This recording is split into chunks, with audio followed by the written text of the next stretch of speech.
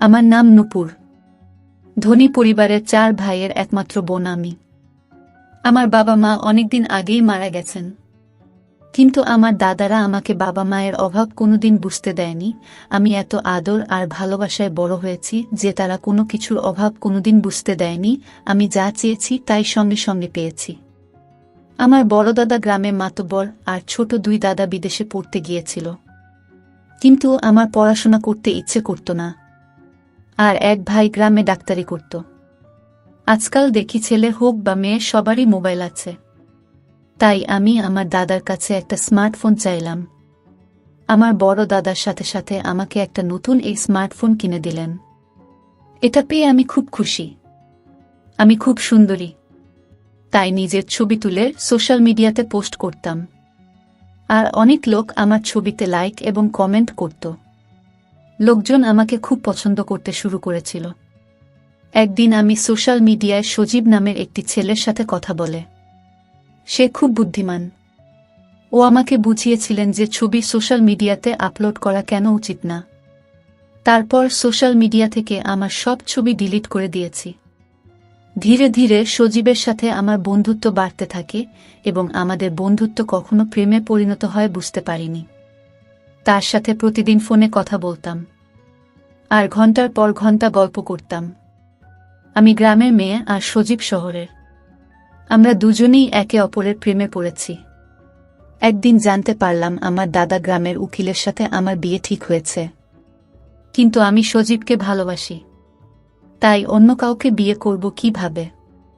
আমি আমার বৌদিকে সজীবের কথা বললাম।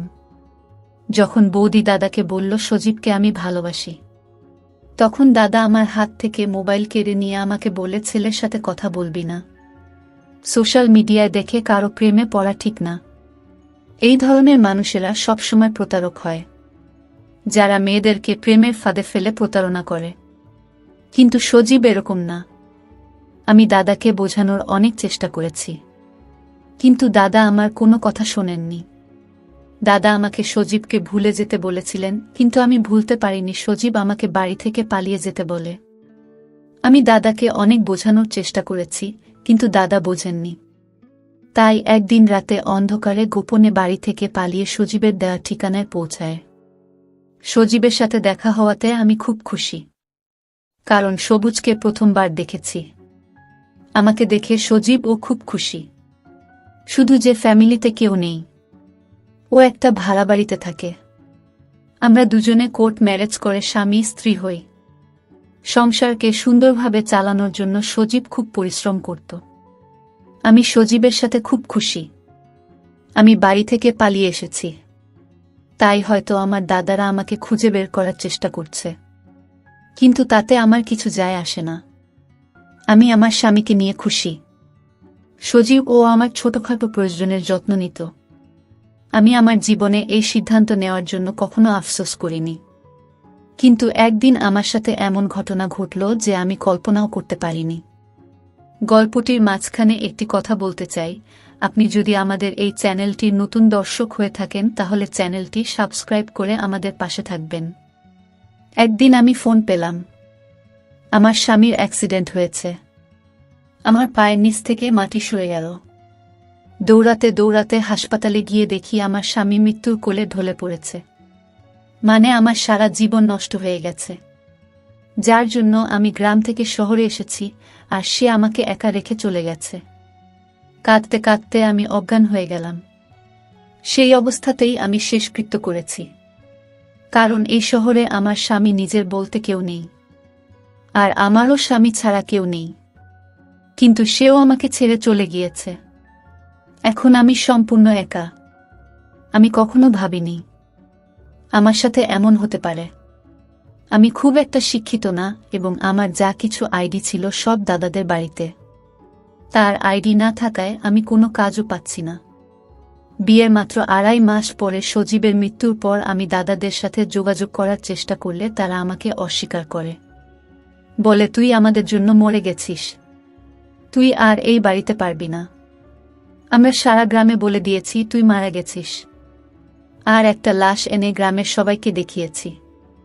আমি জানতাম যে দাদাদের কাছ থেকে আমি এরকমই উত্তর পাব, কিন্তু আমি এখন কিভাবে বাঁচব? আমার মাথায় তো সমস্যার পাহাড় নেমে এসেছে। সজীব মারা গেছে, 1.5 মাস হয়ে গেছে। কয়েকদিন আশেপাশের লোকজন আমাকে সাহায্য করে, কিন্তু কতদিন এভাবে কেউ সাহায্য করতে পারে? আমি ঘরের কিছু জিনিসপত্র বিক্রি করে কোনো রকম খেয়ে পড়ে বাঁচতে লাগলাম। কিন্তু ভাড়া না দেয়া একদিন বাড়িওয়ালা আমাকে বাড়ি থেকে বের করে দিলেন।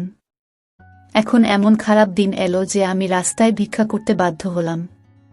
যখন কেউ খাবার দিত তখনই খেতাম, না হলে খালি পেটে ঘুরে বেড়াতাম। থাকার জায়গা ছিল না, তাই রাস্তায় দিনরাত পড়ে থাকতাম।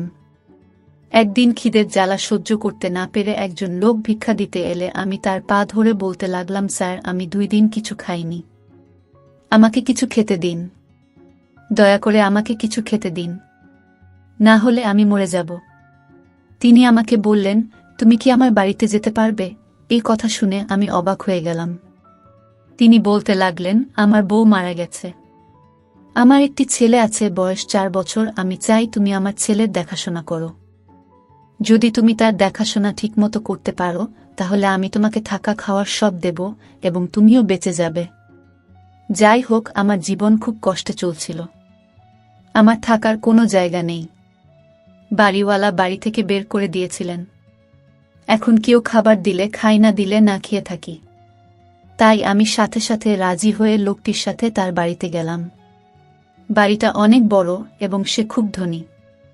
উনি আমাকে খাবার খেতে দিলেন আর বললেন, পেট ভরে খাও। প্রথমত আমি পেট ভরে খাবার খেলাম। খাবার খাওয়ার পর তিনি আমাকে বললেন, তুমি বাড়িতে আরামে থাকতে পারো, এখানে তোমার কোনো সমস্যা হবে না। এই বাড়িতে শুধু আমি আর আমার ছেলে থাকি। এবার তুমি বলো তুমি কে? আমি বললাম, আমার নাম নুপুর এবং আমি খুব ধনী পরিবারের মেয়ে ছিলাম। আমি আমার 4 ভাইয়ের একমাত্র বোন। আমি সোশ্যাল মিডিয়ায় একটি ছেলের প্রেমে পড়ে গ্রাম ছেড়ে এখানে আসার পর আমাদের জীবন সুখেই চলছিল। তারপর একদিন আমার স্বামী দুর্ঘটনায় মারা গেলে আর আমাকে রাস্তার ধারে ভিক্ষা করতে বাধ্য হতে হয়। 3 দিন কিছু খেতে পাইনি, তাই আপনার পায়ে পড়ে মিনতি করেছিলাম। আপনি আমাকে সাহায্য না করলে আমি না খেয়ে হয়তো মারাই যেতাম। লোকটি তখন বললেন, তুমি আমার বোনের মতো, তুমি এখানে থাকতে পারো, কিন্তু বিনিময়ে তোমাকে আমার ছেলের দেখাশোনা করতে হবে। আমার বউ মারা গেছে, তাই আমি ছেলের যত্ন নিতে পারছি না। আমার একটা মেয়ের দরকার যে তাকে মায়ের মতো মানুষ করতে পারে। তিনি আমাকে তার ছেলের সাথে পরিচয় করিয়ে দিয়ে বললেন, এটা আমার ছেলে এবং এর নাম শিহাব। এর জন্মের পরপরই এর মা পৃথিবী ছেড়ে চলে গেছে। আমি কোলে নিয়ে তাকে আদর করতে লাগলাম। আমি ভাবতে লাগলাম, আজ যদি আমার ছেলে থাকতো তাহলে শিহাবের মতো হতো। আমিও বিয়ের 1 মাস পর গর্ভবতী হয়েছিলাম, কিন্তু আমার মিসক্যারেজ হয়, তাই মা হতে পারেনি।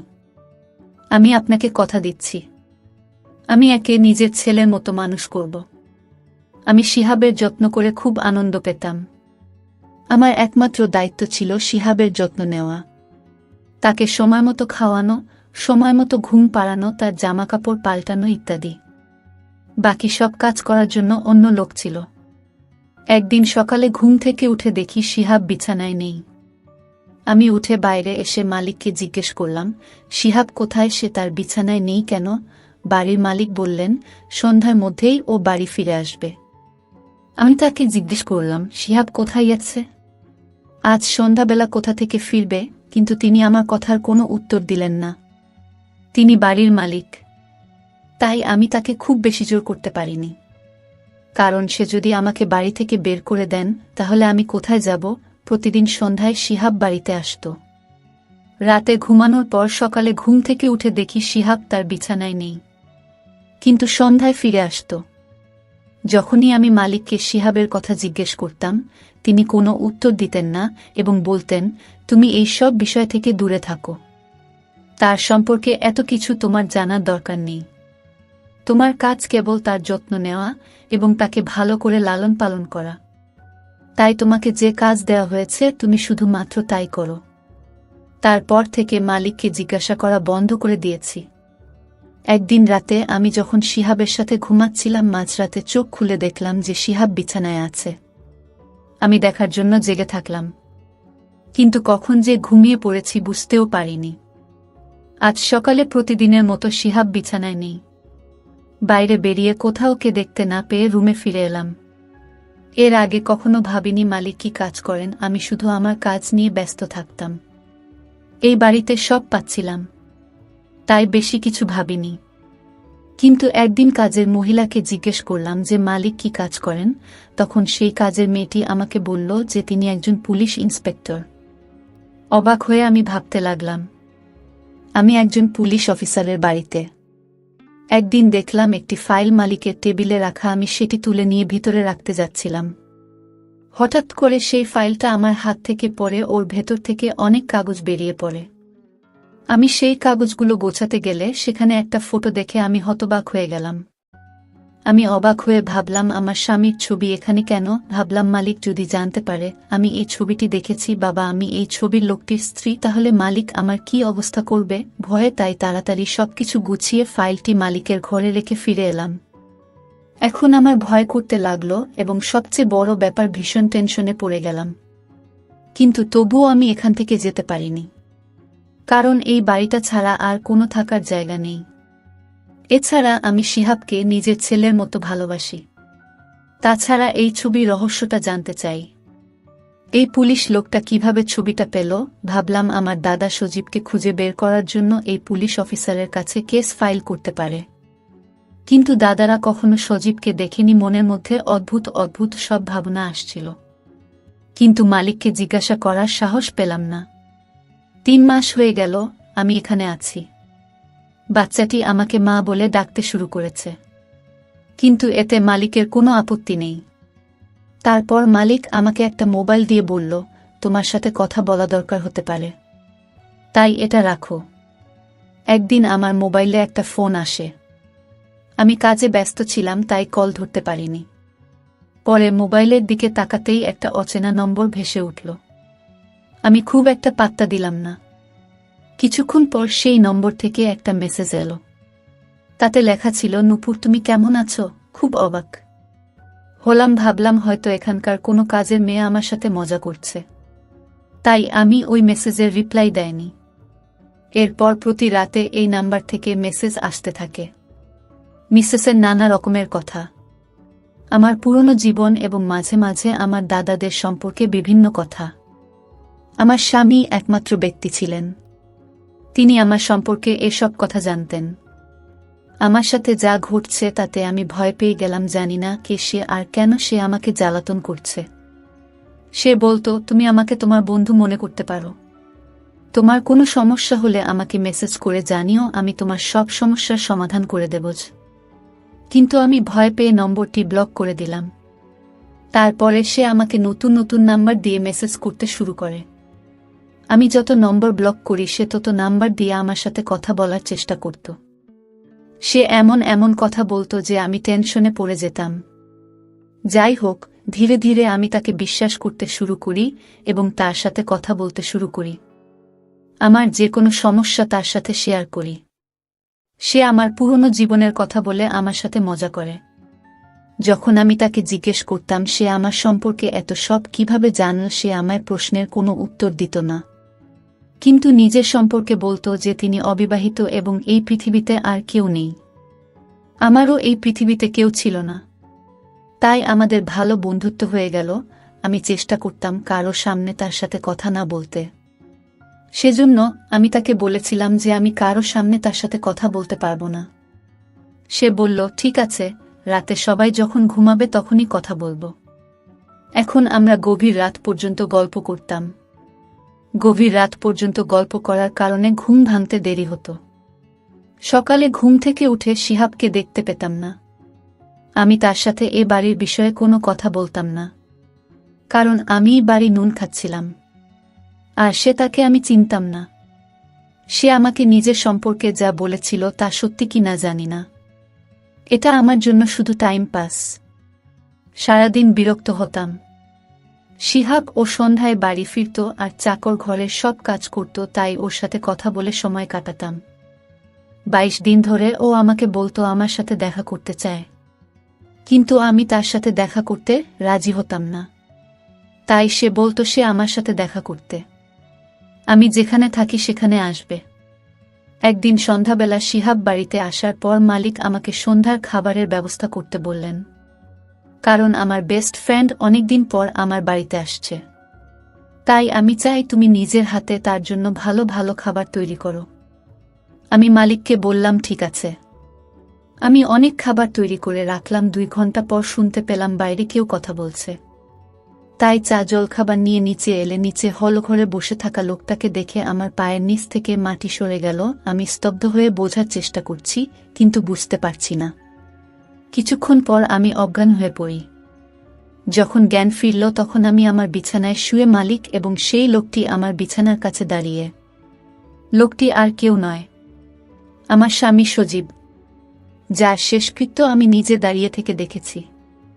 আমি হতবাক হয়ে সজীবের দিকে তাকিয়ে আছি।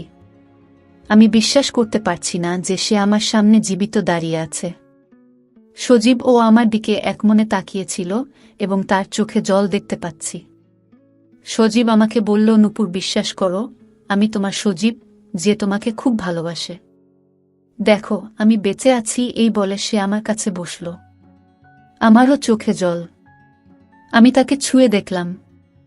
তারপরে নিশ্চিত হলাম যে সে সত্যিই জীবিত এবং আমার সামনে বসে। আমি তাকে জড়িয়ে ধরে খুব কাঁদতে লাগলাম। সেও আমাকে জড়িয়ে ধরে খুব কান্না করছিল। তার চলে যাওয়ার পর আমার সাথে যা যা ঘটেছিল তার সবই মনে পড়তে লাগল। তারপর আমি সজীবকে জিজ্ঞেস করলাম, তুমি যদি বেঁচে ছিলে তাহলে কে সে ব্যক্তি যার শেষকৃত্য আমার চোখের সামনে হয়েছিল এবং যার মৃতদেহ আমি দেখেছি, সে কে? আমি সজীবকে আরও বললাম, তুমি জানো যে তুমি ছাড়া এই পৃথিবীতে আমার কেউ নেই। তাহলে এতদিন আমার থেকে দূরে ছিলে কেন? আমি বলেছিলাম আর কাঁদছিলাম। তখন সজীব বলল, এটা অনেক বড় ব্যাপার, অনেক রহস্য আছে যা শুনলে তুমি চমকে যাবে। আজ আমি তোমাকে একে একে সব রহস্য বলতে চাই। তুমি যে রং নম্বরের কথা বলতে, সেটা আর কেউ নয়, সেটা আমি। আমি তোমাকে বলেছিলাম যে আমি তোমার সাথে তোমার বাড়িতে দেখা করব। দেখো, আমি এখানে এসেছি। তখন আমার খেয়াল হলো যে ছেলেটা আমার সাথে কথা বলতো, সে আমার সম্পর্কে এসব কথা জানতো কিভাবে, যা আমি আর আমার স্বামী ছাড়া কেউ জানত না। কিন্তু সজীব বেঁচে থাকতে পারে সেটা কখনোই ভাবেনি। সজীবকে বললাম, তুমি বেঁচে থাকলে এতদিন কোথায় ছিলে? আমি সবকিছু জানতে চাই। সজীব বলল, আমি তোমাকে এসব কথা বলবো। তুমি যখন বাড়ি ছেড়ে এখানে এলে আর আমাদের বিয়ে হলো, কয়েকদিন পর তোমার দাদা এখানে এসে আমাদের সম্পর্কে সব তথ্য নিয়ে যায়। যদিও তারা গ্রামের সকলের কাছে বলেছিল যে তুমি অ্যাক্সিডেন্টে মারা গেছো। এমনকি তারা একটা লাশ নিয়ে সকলের কাছে প্রমাণ করেছে যে তুমি সত্যিই মারা গেছো। কারণ গ্রামবাসীরা যদি জানতো যে মণ্ডলের বোন বাড়ি থেকে পালিয়ে গেছে, তাহলে তাদের নাক কাটা যেত। তার অপমানের ভয়ে তোমার দাদার আমি মিথ্যাচার করে প্রমাণ করেছে যে তুমি মারা গেছ। কিন্তু তারা আমাকে শত্রু করে নেয়, যেহেতু তাদের বোনকে আমি বিয়ে করেছি। তোমার দাদা আমাকে সর্বত্র খুঁজছে। একদিন তোমার দাদারা আমার মোবাইল নম্বর জানতে পেরে আমাকে ফোন করে হুমকি দেয় আর বলে যে আমার সাথে সাথে তারা তোমাকেও মেরে ফেলবে। একদিন রাস্তা পার হওয়ার সময় একটা গাড়ি চড়ে ছুটে আসছিল। আমি তো লাফিয়ে পড়ে কোনো রকমে প্রাণ বাঁচান, কিন্তু অন্য এক পথচারী দুর্ঘটনায় পড়ে প্রাণ হারান। তারপর আমি ওখান থেকে পালিয়ে আসি। তোমার ভাই ইচ্ছা করে আমাকে মারতে চেয়েছিল। তারপরেও তোমার দাদা ফোন করে বলেছিল, এবার তুমি বেঁচে গেছ, তাই ভেবো না যে তুমি প্রতিবার বেঁচে যাবে। তোমাকে না মারা পর্যন্ত আমরা থামব না। তোমার বাড়ির লোকেরা আমার জীবনের শত্রু হয়ে উঠেছে। আমার সাথে আরও অনেক ঘটনা ঘটেছে। প্রথমে আমি জানতাম না এগুলো তোমার দাদা করছে, কিন্তু যখন থেকে হুমকি ফোন আসা শুরু হলো তখন বুঝলাম যে তোমার দাদারা আমার সাথে এসব করছে। আর যার বাড়িতে তুমি আছো সে আমার ছোটবেলার বন্ধু এবং একজন পুলিশ অফিসার। আমি তার কাছে সাহায্য চাই এবং সে আমাকে সাহায্য করতে রাজি হয়। 1 মাস ধরে আমি জীবন বাঁচানোর জন্য বিভিন্ন জায়গায় দৌড়াতে থাকি। এরপরে তোমার জন্য চিন্তা হতে শুরু করে। জানতাম যে আমার বন্ধু তার বাড়িতে একা থাকে, তাই আমি তাকে বলেছিলাম যে তোমাকে কোনোভাবে তার বাড়িতে নিয়ে আসতে এবং ওকে তোমার বাড়িতে থাকতে দিতে, যাতে তুমি বিপদে না পড়ো। আমার এই বন্ধুটি যদি তোমাকে বলতো যে তুমি আমার বাড়িতে এসো, তুমি এত সহজে তার বাড়িতে যেতে রাজি হবে না, তাই সে ভাবল তার ছেলে শিহাবকে বড় করার দায়িত্ব তোমাকে দিলে তুমি রাজি হবে এবং সহজে তার বাড়িতে থাকতে যাবে এবং আমার সব সমস্যা শেষ হয়ে গেছে। আমার বন্ধু তোমার ভাইদের গ্রেফতার করেছে। আমি তোমার সামনে দীর্ঘদিন আসতে পারিনি কারণ আমার বন্ধু আমাকে জেলের একটি কক্ষে বন্দি করে রেখেছিল। কারণ আমি যদি বাইরে থাকতাম তবে তোমার দাদারা কোনো না কোনোভাবে আমার খোঁজ পেয়ে যেত এবং আমাকে মেরে ফেলত। আমার বন্ধু জেলে আমার খুব খেয়াল রাখত। যতক্ষণ না আমার বন্ধু তোমার দাদাদের ধরতে পেরেছে ততক্ষণ সে আমাকে জেল থেকে বের হতে দেয়নি, কারণ আমার জন্য জেলই একমাত্র জায়গা যেখানে আমি সম্পূর্ণ নিরাপদ। আমি সজীবকে বললাম, আমার একটা প্রশ্ন আছে যেটা মনের মধ্যে ঘুরপাক খাচ্ছে।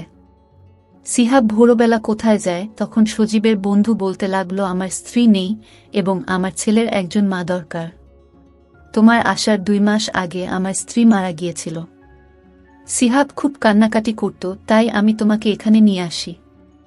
আমি টেনশনে ছিলাম যে আমার ছেলে তোমাকে তার মা মনে করবে কিনা, কিন্তু তুমি তার মায়ের জায়গা খুব সহজেই নিয়ে নিয়েছ। আর আমার ছেলে সকালে বোর্ডিং স্কুলে যায় এবং সন্ধ্যায় ফিরে আসে। আমার স্ত্রী অসুস্থ ছিল, সেজন্য আমি ওকে বোর্ডিং স্কুলে দিয়েছিলাম। তার মনোযোগ অন্যদিকে সরিয়ে দিতে এবং রাতে তাকে বাড়িতে নিয়ে আসতাম। তুমি আমার ছেলের খুব যত্ন নিতে। আমি তোমার কাছে ঋণী। সজীব তার বন্ধুকে বলল, তুমি আমাদের অনেক সাপোর্ট করেছ। তোমার কারণে আজ আমরা স্বামী স্ত্রী একে অপরের সাথে দেখা করতে পেরেছি। এখন আমরা দুজনেই আমাদের জীবনে খুব খুশি। আমার স্বামী চাকরি পেয়েছে এবং আমরা একই বাড়িতে থাকি। আবার শিহাবকে কাছে পেয়ে আমি খুব খুশি। আমার জীবনের সমস্ত সমস্যা কেটে গিয়েছে। তো বন্ধুরা, আজকে এই পর্যন্তই। ভিডিওটি আপনাদের ভালো লাগলে অবশ্যই একটি লাইক করবেন এবং কমেন্ট করে আপনাদের মতামত জানাবেন। আর চ্যানেলটি সাবস্ক্রাইব করে সাথেই থাকবেন। ধন্যবাদ।